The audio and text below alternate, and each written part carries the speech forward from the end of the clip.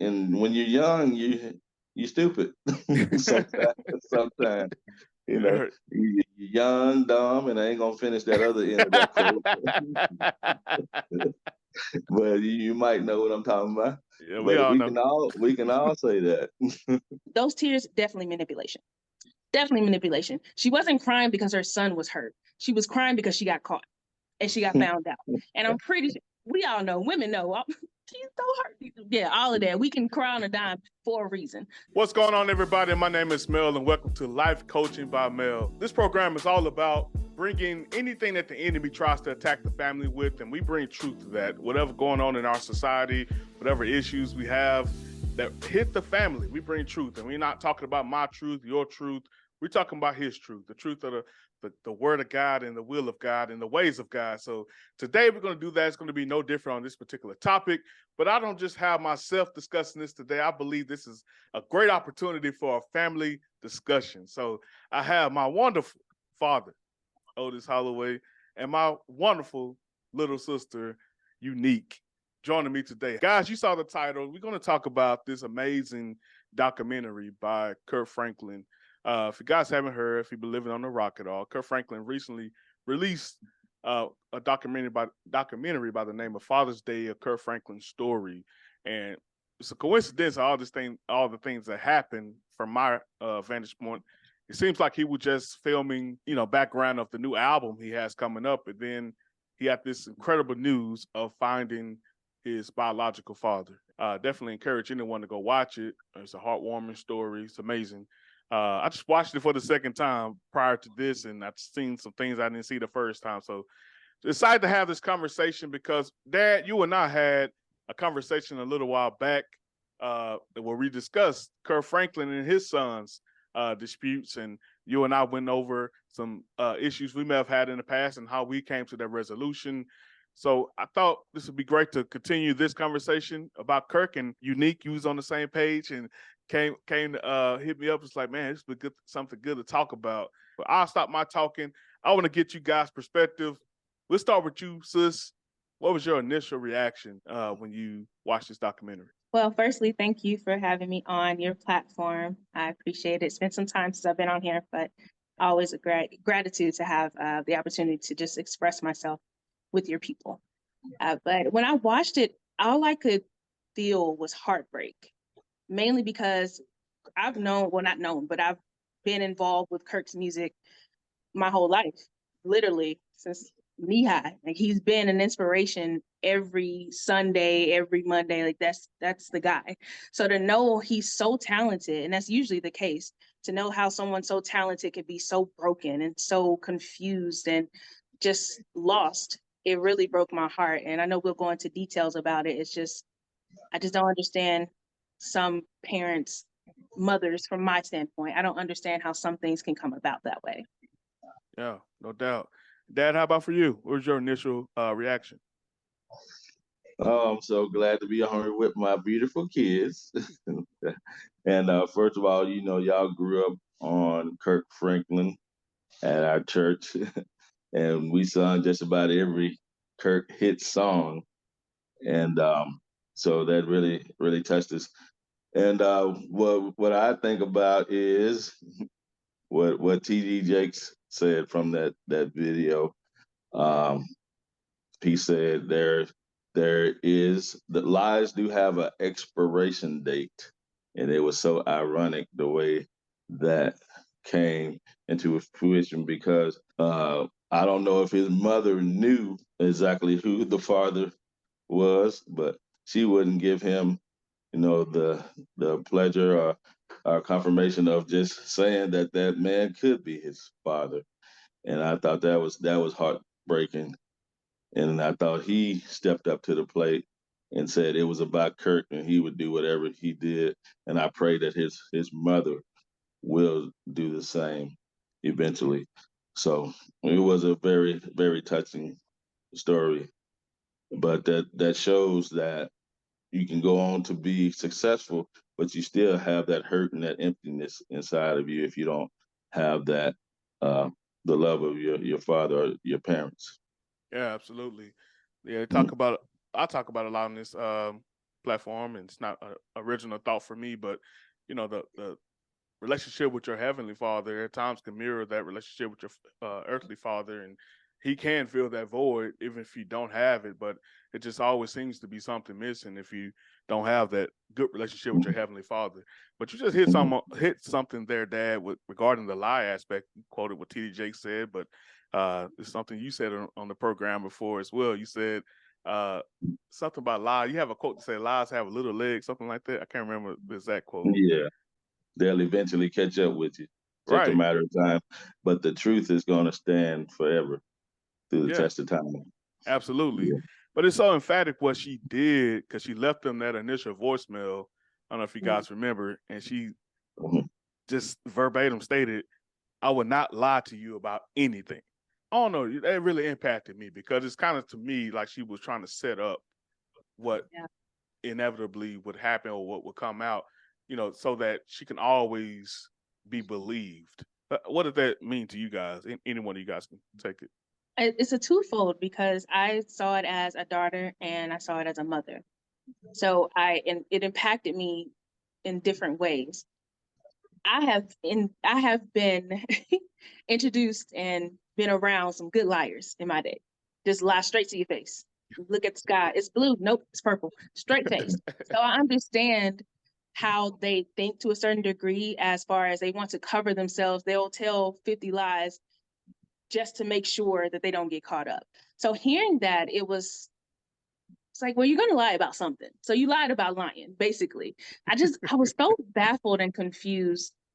I don't understand that mindset. I get not wanting your business out in the street, especially with your children, but you have no idea the crater that you're creating in their heart and soul when you're not being honest. It's one thing to tell them directly, like, oh yeah, I was out there in the streets back in the day, if they're not asking that question. But if they're coming to you saying, hey mom, or dad, I need to know what's going on. What is this? I have this piece of paper right here. Can you please elaborate? And you still lie.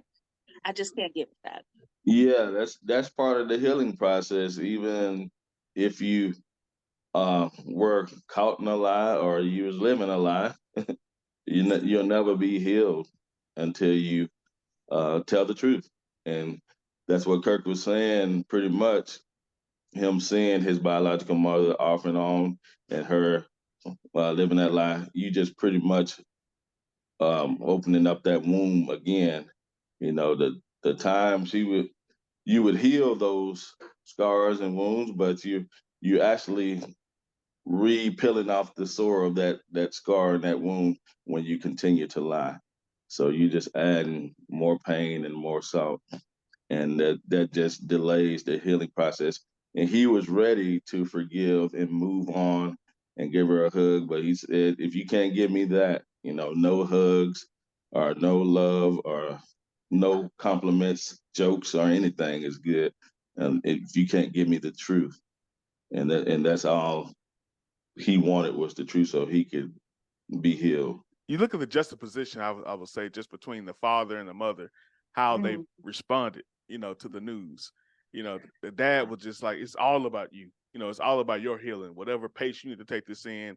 He was so sorry. He was so sorrowful, and he cared about how this affected Kirk, in any way. It seemed like the mom was completely protecting herself and her image, no matter what effect it may had on Kirk. And the only thing I think about, I don't want to turn this to women against men thing, because I'm trying not to be that guy, but how many kids out there have to face their mother telling them outright lies just to protect themselves?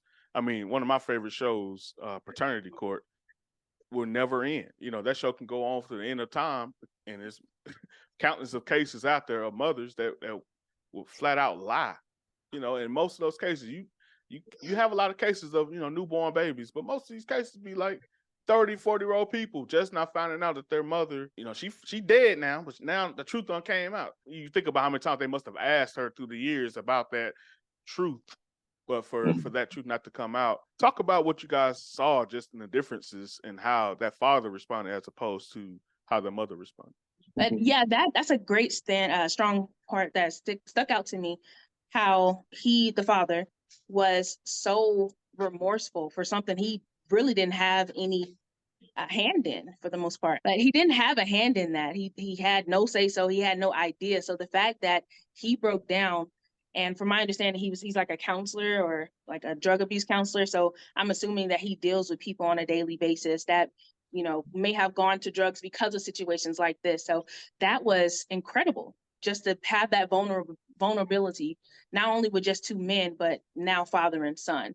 And then just seeing how cold she was and how her guard, you could tell her guard was all the way up. It's that the funny thing is, it's usually men that's like, deny, deny, deny. I'm gonna stick to this lie to the day I die. So it's kind of crazy how it was not, I guess, I don't know if it's maturity or, you know, an age thing, but that really is the difference between walking with God and like trying to live for yourself. Because if you had God's heart, regardless of whatever your past is, I'm one to understand that myself. No matter what your past is, God is forgiving you. You have to forgive yourself, and then you have to put yourself out there for the people that you hurt, because it's not just about you.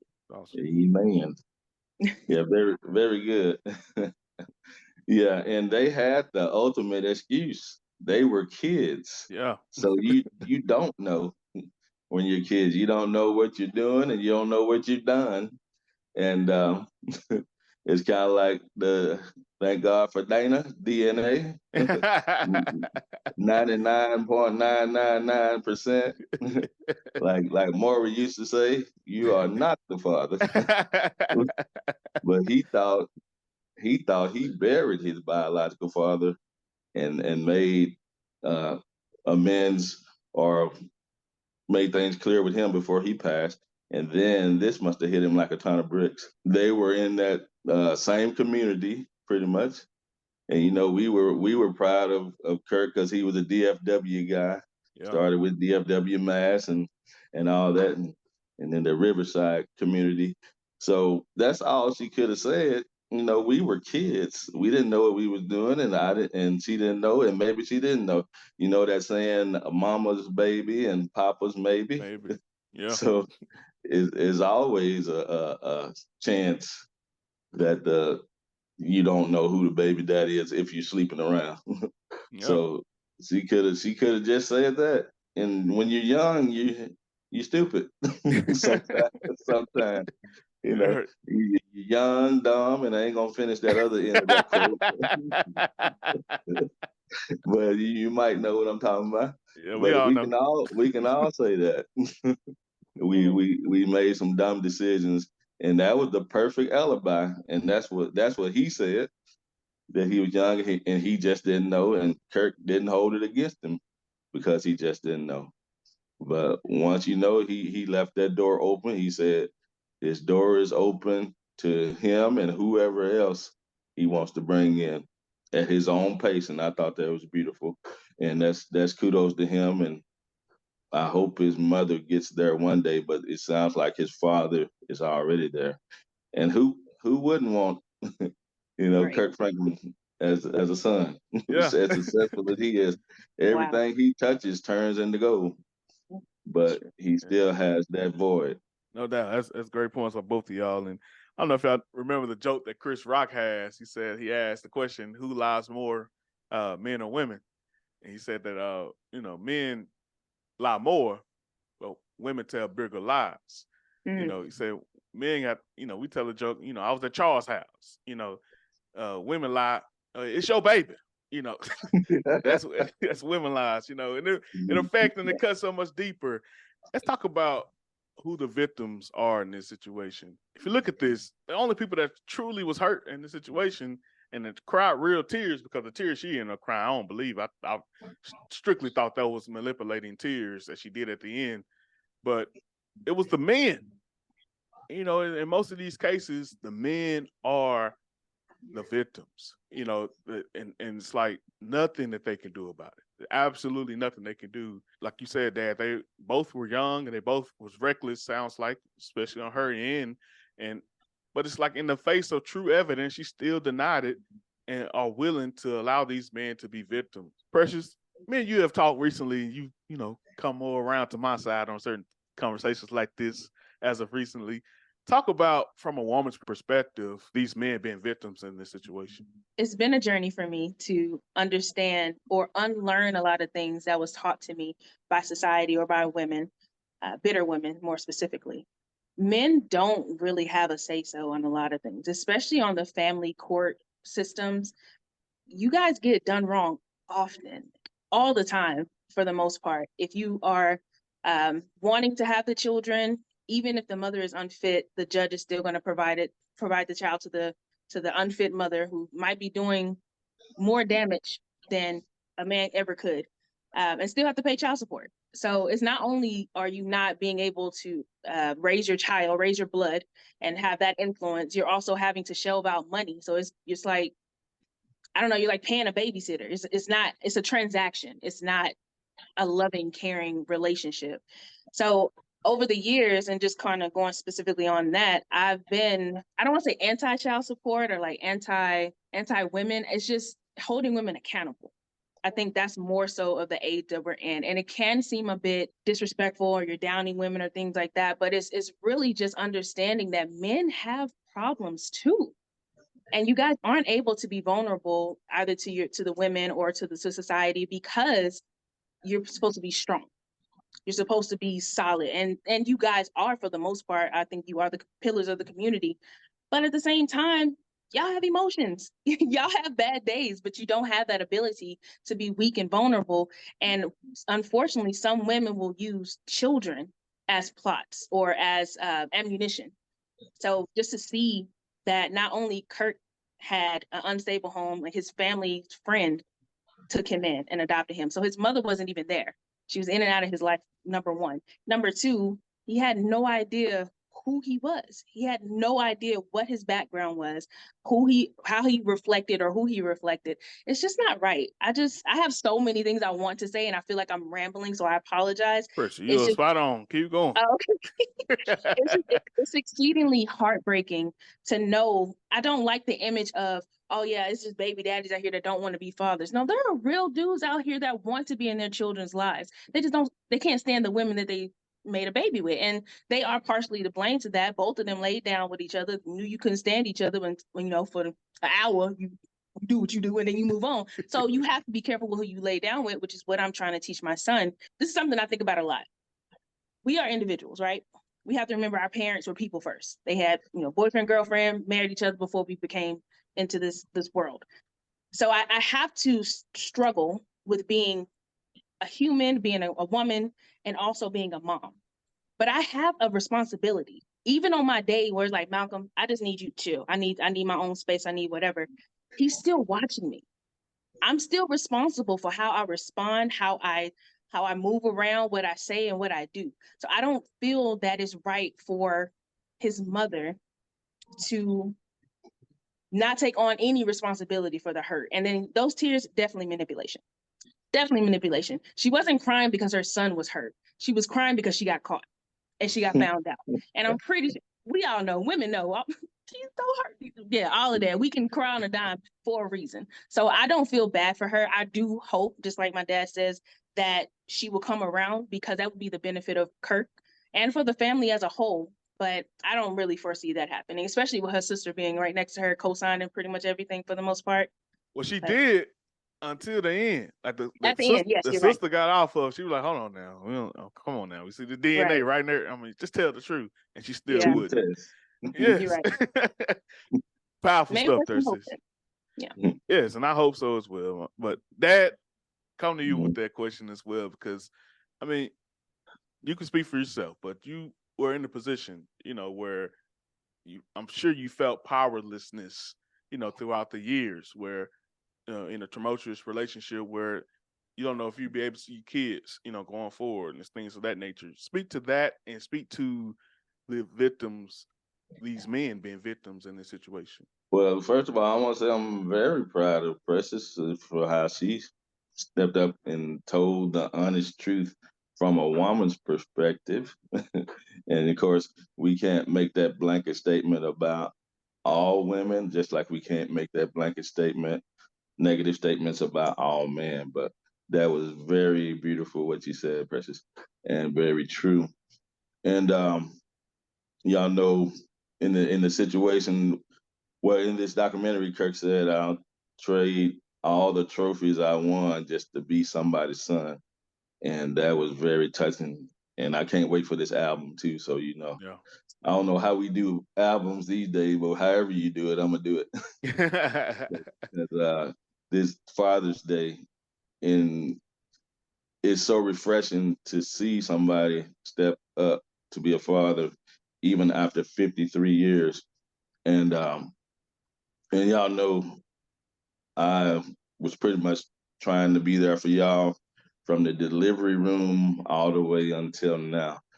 And I think my father, who recently went to glory, told me how proud he was, called me his hero because he knew the adverse situation that I hung in there with for y'all. Mostly for y'all. And so it's rough, but it's worth it. And I think kids, I always pray that y'all would see the light, before long, and y'all did. So from that regard, it's worth it, and it's worth fighting for anything worth having. And so I feel like it wasn't in vain what I went through because we have this better relationship now. I wish it could have been better back then, but you can't do anything with the past except learn from it and grow from it. So I feel like we all have. Beautiful, beautiful by both of you guys. So I want to mention real quickly just the amazing healing that took place at the end between Kirk and Carry-On, his oldest son. It's been a very, very crazy relationship between Kirk and Carry-On, and been years on top of years of them going at it, and they lost communication, stopped communicating, whatever the case may be.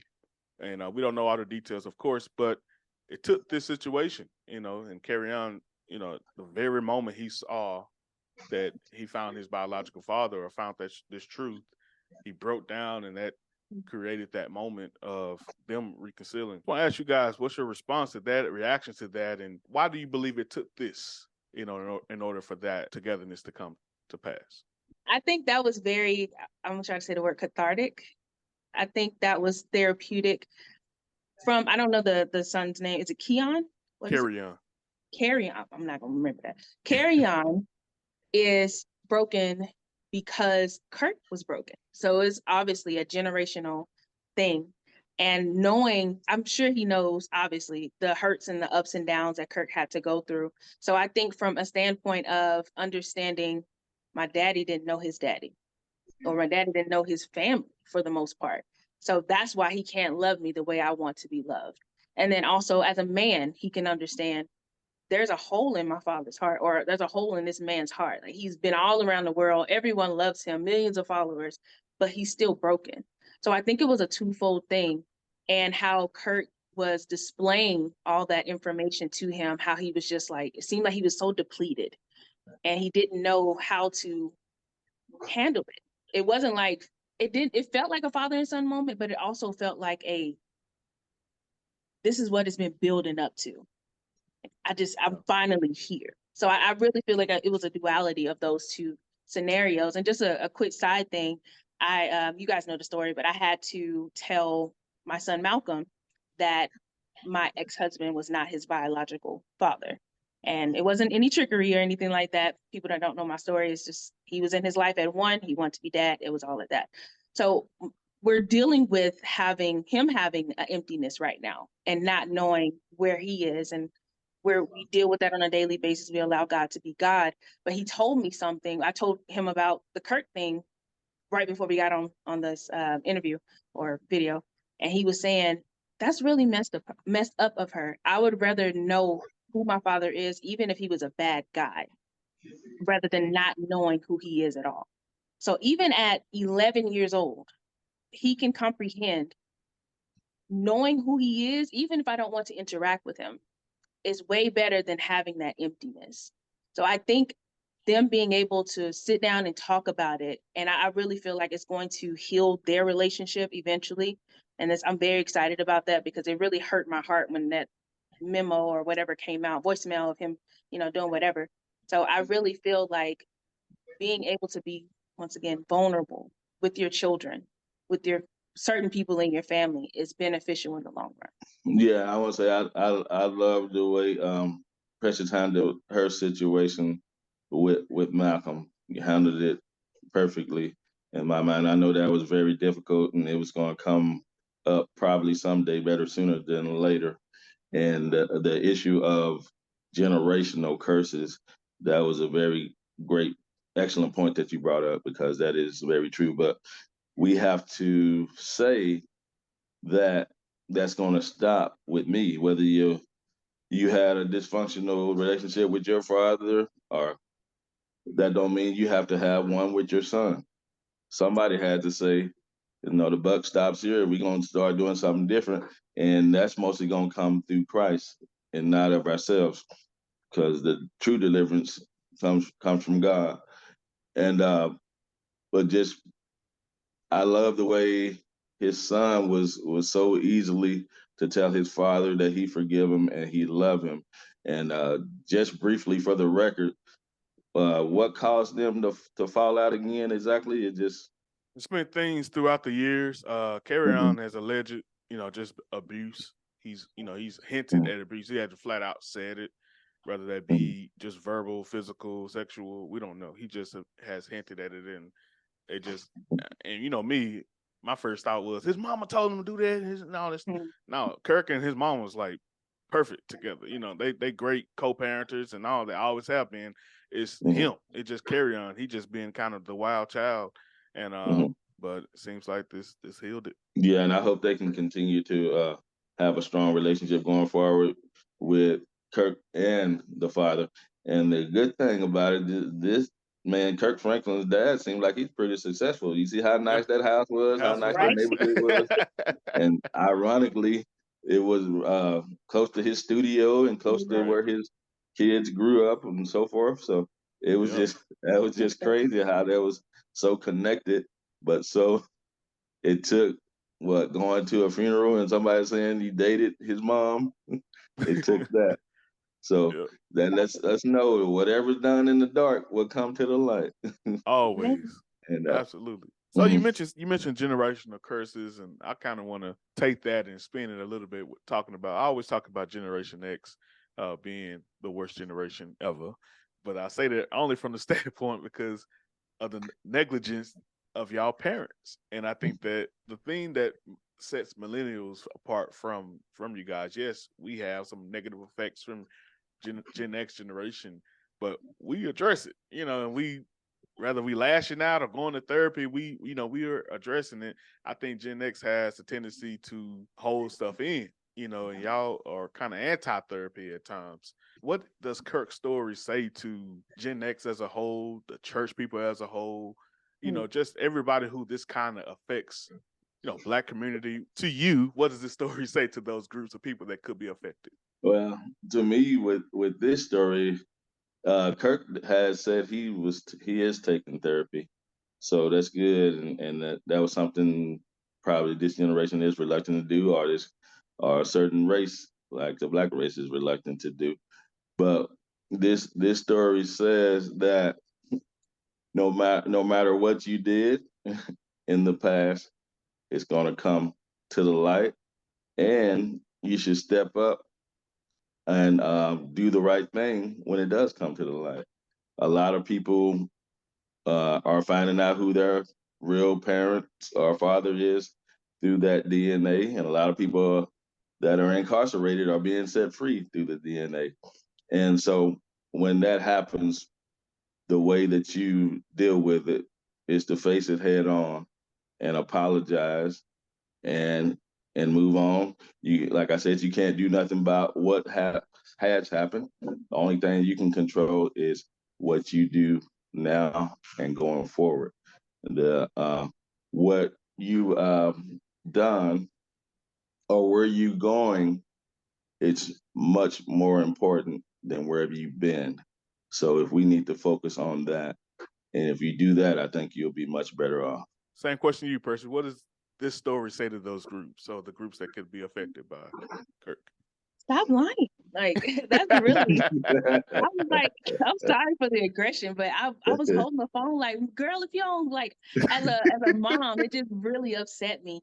But you make a good point when it comes to the generation prior to us, when I think they're slowly coming around because they're seeing, the millennials or what have you, being more open and honest about certain things and realizing, I think some of us are a little bit too honest, and I'm kind of in that category sometimes. But I think that it's very pertinent or very vital to be able to let that stuff go, because even science says that you harbor that stuff in you. That's how you get illnesses, you get cancer or what have you, because you're holding in all of this stuff. And once again, I'm not saying do a tell-all book. That's, some people don't need to know your business.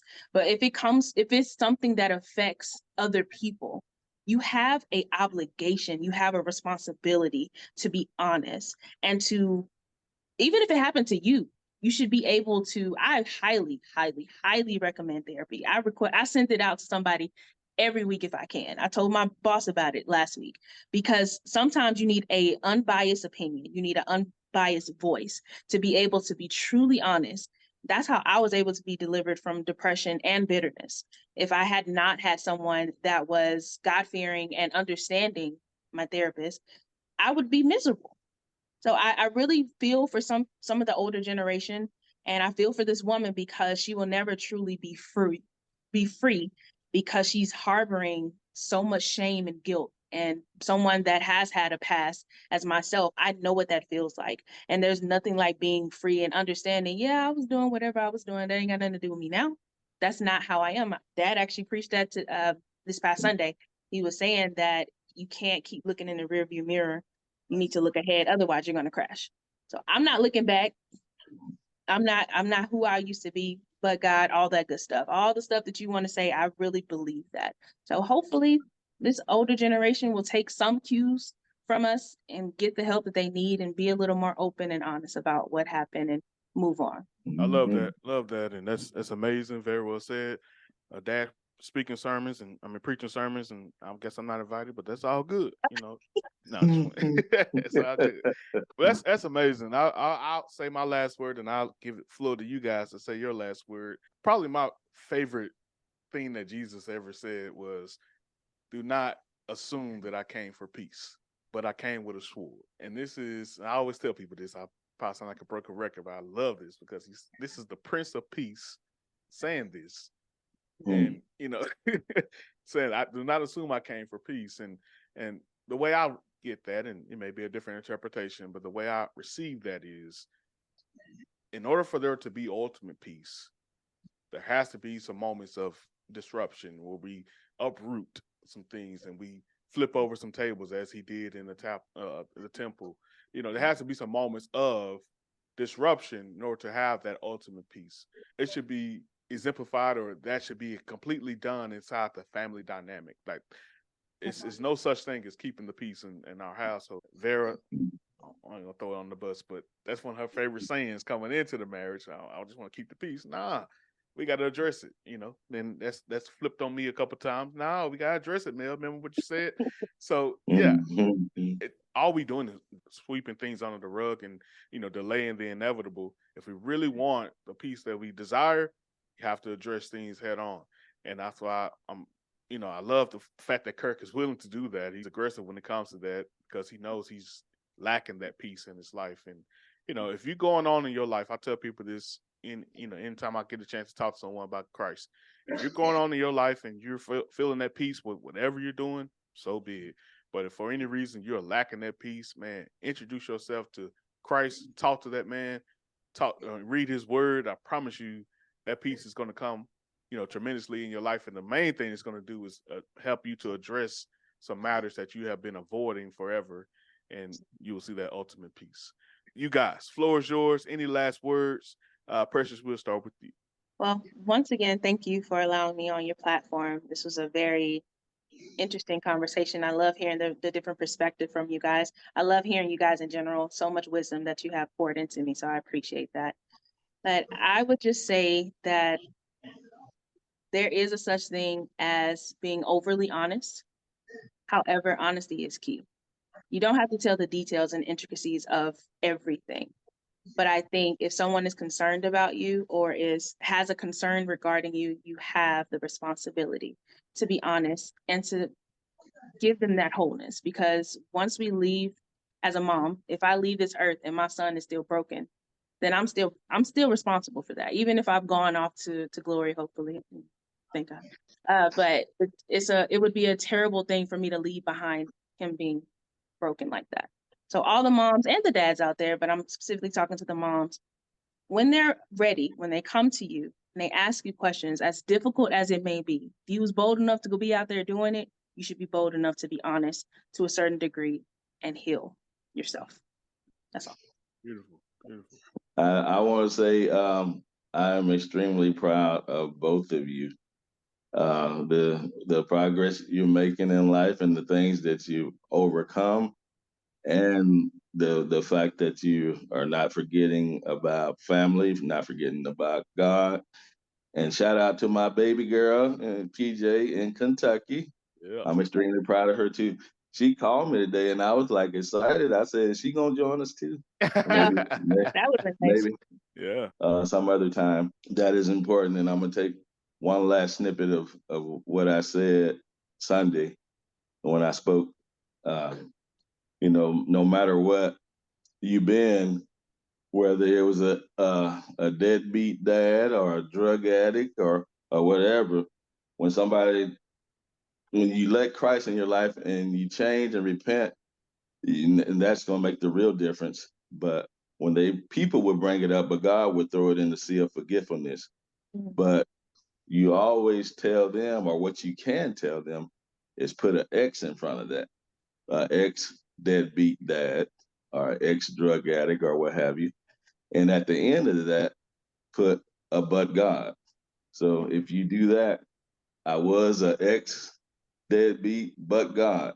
That's what's going to change, and that's what's going to make the difference.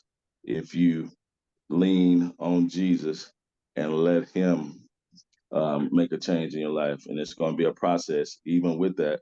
And what you've been through, you're going to have some repercussions, but the sooner you make it right, the better. So just do what you can to try to make amends. Reach out to them. You can do your part in reaching out, and the rest is left up to them. And I can say that personally, and I hope that Kirk's mom will get counseling, and most of all, come to God and come to Jesus. And thank y'all very much. I enjoyed this. This means the world to me to still have a close relationship with my kids. Love y'all so much. Love you too, Dad. Love you, sis. It's been amazing. I really appreciate you guys for coming on. Hope someone got some out of this. If you did, hit me in the comment section. Feel free to subscribe, hit the like button, and share this with at least one person. We talk to you guys later.